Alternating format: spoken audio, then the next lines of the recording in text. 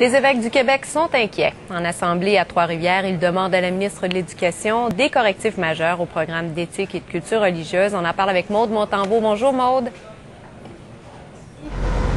Alors les évêques vont même jusqu'à prédire l'échec complet du nouveau programme. L'échec complet, Mélanie, si 3 critères spécifiques ne sont pas respectés. En fait, ce sont des critères que l'Assemblée des évêques a établis selon des mécanismes de vigilance. Donc, entre autres, on a fait la cueillette des échos dans le milieu, on a fait des sondages auprès des parents et on a dit ne pas tenir compte uniquement des parents protestataires. On sait que le cours d'éthique et de culture religieuse a soulevé tout un mouvement de protestation, spécialement dans la région de l'Estrie et du centre du Québec. On s'est également basé, Mélanie, sur l'analyse de groupes d'experts.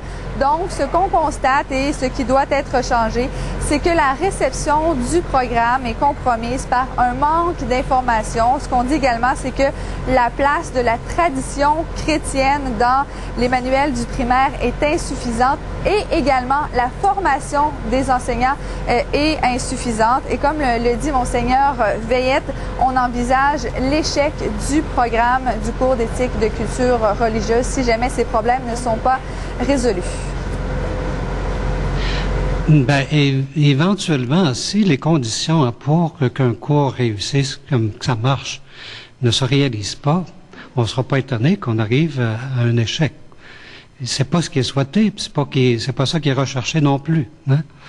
Mais pour que on n'arrive pas à l'échec, il y a des conditions à réaliser. Et on a pointé aujourd'hui, là, nous autres, notre manière d'aider, si on peut dire, dans ce domaine-là.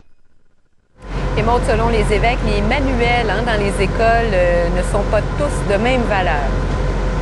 En fait, ce qu'il faut savoir, Mélanie, c'est qu'il y a 3 maisons d'édition qui fournissent les manuels scolaires pour ces cours. Des manuels qui sont approuvés par le ministère de l'Éducation du Québec, mais qui, selon l'Association des évêques, comprennent plusieurs inégalités d'une maison d'édition à l'autre.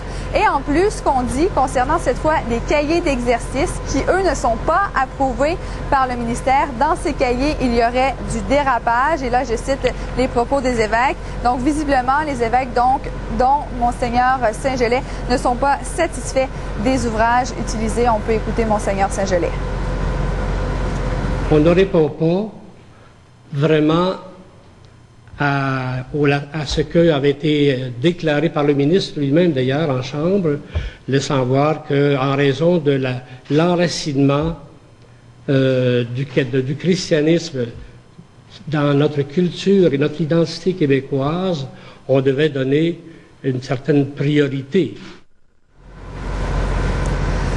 Donc, l'Assemblée des évêques qui a fait parvenir ses conclusions à la ministre de l'Éducation, Michèle Courchaine, qui, elle, n'a pas encore réagi publiquement. Décidément, c'est un programme très controversé. Merci beaucoup, Maude. Oui, je vous en prie, Mélanie. Au revoir.